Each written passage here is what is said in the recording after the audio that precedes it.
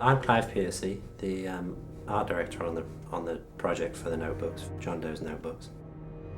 And I'm John Sabel, the designer for the books. And we're going to explain a little bit how the process of how we work together on this project and how we put the books together, and some of the references and ideas that came to bear in bringing these things to life.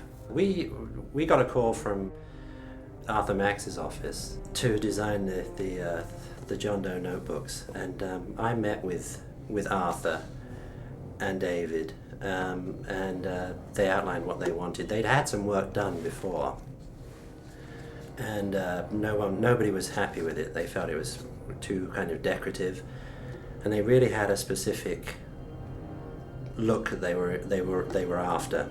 They felt that we could do it. So we talked about references to kind of the Starn twins and Robert Frank and kind of the whole kind of Witkin and all of those things. So they knew what they wanted, and they asked me to go away and do some ideas. And the thing they talked mostly about was the kind of it was the personality of his handwriting. They wanted this kind of obsessive quality to the handwriting. So I knew I wasn't able to do that, but I thought that I knew what they wanted. So I'd known John for a long time, and John has this amazing kind of calligraphic hand. And so I called him up, and he came in and just kind of took over.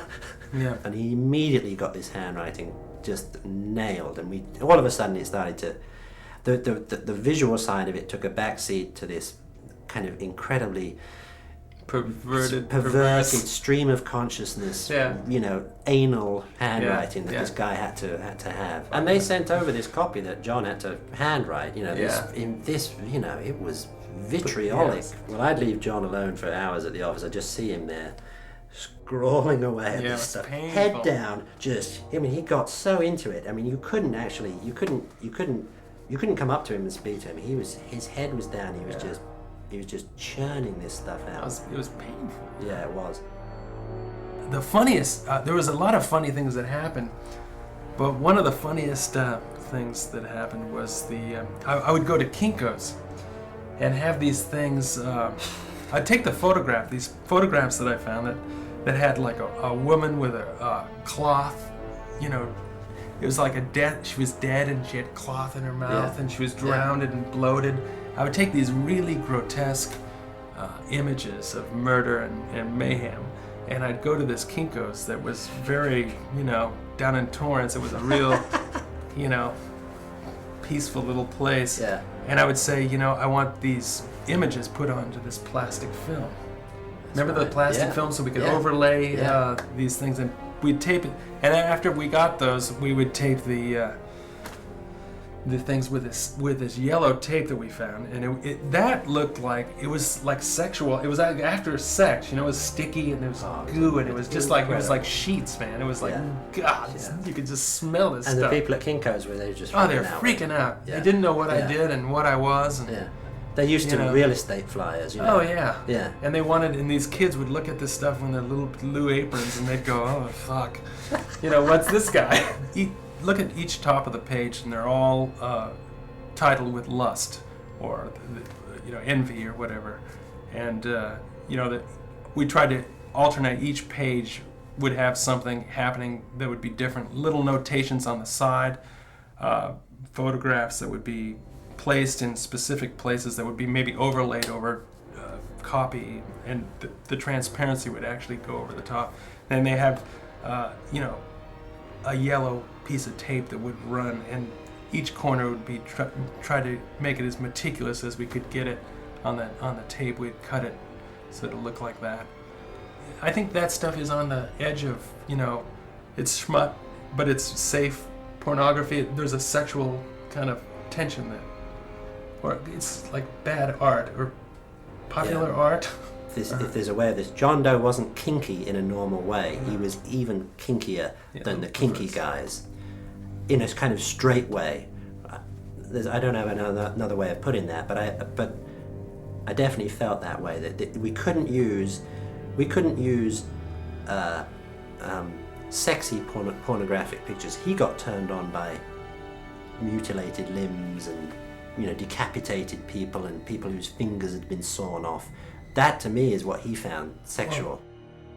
All the photographs that we kind of picked, the photographs would be, you know, a person that would be dying or someone that was tied up, almost like an S&M photograph. One day he says, I found this place somewhere down by you in Manhattan Beach or something, some old stationer's store that had tape and that hadn't been touched since the 1950s.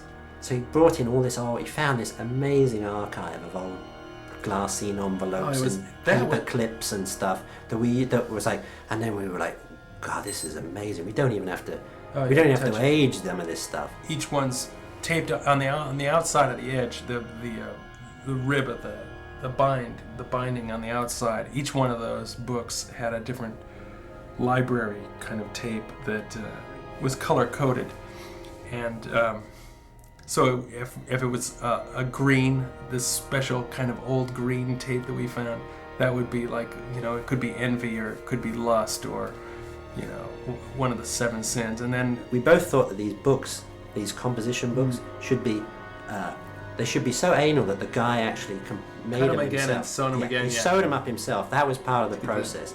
So John hand sewed all this stuff, put them in the oven, baked these things so they went all kind of decrepit and old. Yeah. When they came out, they were gorgeous. Each book was hand stitched with either a special laundry thread or a suture. And we actually did them with operating needles because they were the perfect little bend to go in and working around all surgical kind of stuff. The mentality of the whole thing was to keep it kind of scientific and surgical. And then, you know, Clive kept saying, you got to make it more real. He kept pushing me because he was getting pushed to go that way.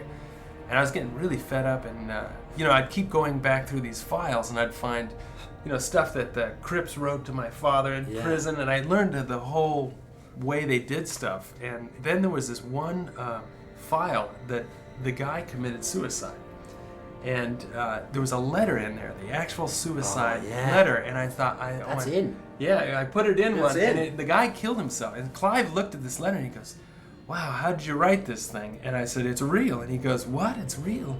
I go, the guy's dead. And there were tears on the letter, and it was the way he wrote it. It was all misspelled, wasn't it? Oh yeah, it was terrible. Terrible. He couldn't even spell happy. No one could ever do it. It was like happy was H-A-P-Y or something. It was unbelievable. And we stuck that in. And it was folded, wasn't it? Yeah, it was folded, and we said, okay, leave it like that. Oh, and then we said, let people discover it. When they go through it, let these people have to deal. Let the filmmakers, for pushing us this far, let them have to deal with, is this real or not, or how they did it.